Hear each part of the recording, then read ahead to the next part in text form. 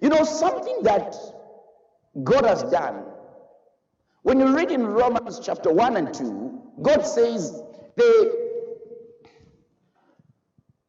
invisible features of God's creation are seen by God's physical creation. And how true? Because God is in his creation. God incubated himself in his creation.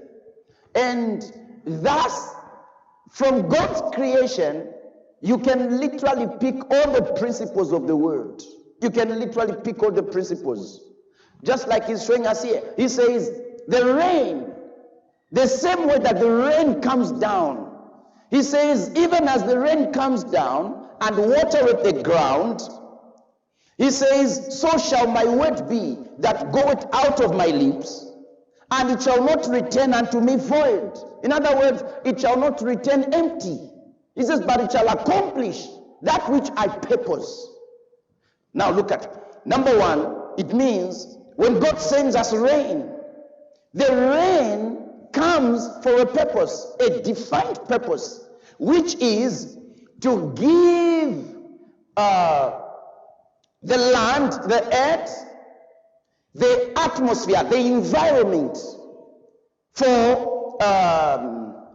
harvests, for crops to grow. He says, just as the rain comes down and returneth it not. Since you were born, have you ever seen rain going back? Not evaporation. It's raining, and at the same time, some of it, as it is raining, it's going back. Have you ever seen that? It hasn't happened, and it will never happen, because God set it that rain only moves from heaven to earth. And he says, even my word, he says, when it is released out of my lips, he says, it goeth forth, and it shall accomplish, it shall accomplish, it shall accomplish that which I sent it to. You know, it's easier to succeed than to fail, because the principles of success with God are everywhere. Even here, he's showing us a principle for success. He says, if you can only give yourself, open up to the word. The same way he says, as long as the land opens up to the rain that comes, he says harvest is guaranteed. Have you noticed what happens? Go to your backyard, just cultivate the backyard. Don't plant anything. Don't plant anything. Just cultivate it. Just plow it up. Just break up the ground. That's all you do. Then let the rain fall on it once. Let the rain fall on it twice, thrice. Come back after 3 weeks. You're going to find something has grown there. True or false? That's what God is saying. If you just give yourself to the word of God, if you just diligently receive the word of God, just like what happens to the ground doesn't have to do anything. We don't even have to put fertilizer. No, we don't.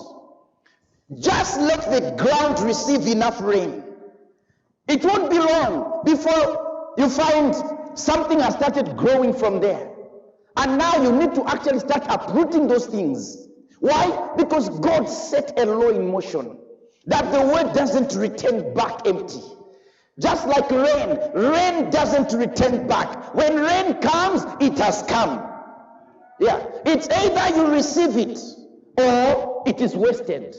You cannot give back rain to God. When God sends it, it comes. It's either you're going to receive it and make the most out of it, or you're going to waste it. In the same way, he says, his word, when the word of God comes, it comes like rain. And once your heart is open to receive, then the word will trickle, it will enter. And what will be the result? Increase. Increase.